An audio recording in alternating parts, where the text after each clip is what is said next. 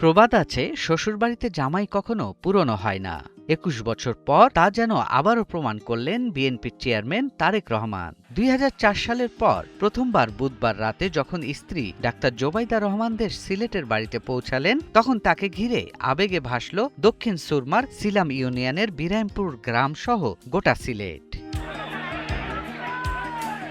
তারেক রহমান সিলেটে নামতেই তাকে ঘিরে শুরু হয় দুলাভাই দুলাভাই স্লোগান।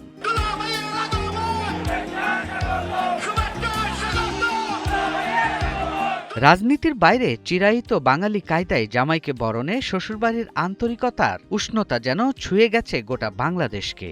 সিলেটের স্থানীয়দের কাছে এটি শুধু রাজনৈতিক সফর নয়, বরং তাদের দামানের ঘরে ফেরা। হ্যাঁ, আসলে আমরা অনেক দীর্ঘ প্রতীক্ষার পর আমাদের সিলেটের দামান, সিলেটের বর আমরা যাকে ধরে নিচ্ছি আমাদের দুলাভাই জনাব তারেক রহমান দীর্ঘ ২২ বছর পরে আমাদের সিলেটে পদার্পণ করতেছেন। আমরা অধীর আগ্রহে ওনাকে বরণ করবো ইনশাআল্লাহ আগামী রাষ্ট্রনায়ককে।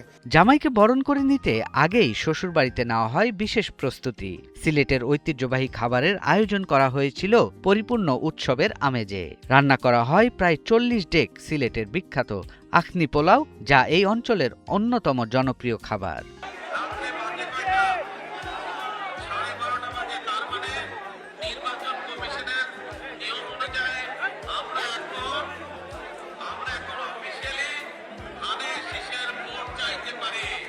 স্থানীয়দের মতে দীর্ঘ ২ দশকের বেশি সময় পর শ্বশুরবাড়িতে আগমন নিঃসন্দেহে আবেগঘন এক মুহূর্ত।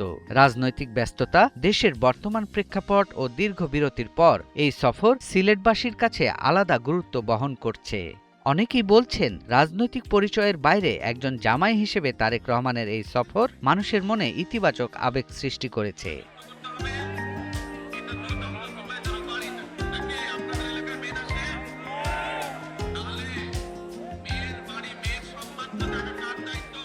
একুশ বছর পর সিলেটের মাটিতে তারেক রহমানের শ্বশুরবাড়ি সফর রাজনীতি ও পারিবারিক আবেগে এক ব্যতিক্রমী মেলবন্ধন হিসেবে আলোচনার শীর্ষে উঠে এসেছে। সৈয়দ রাশিদুল, ৭১, ঢাকা।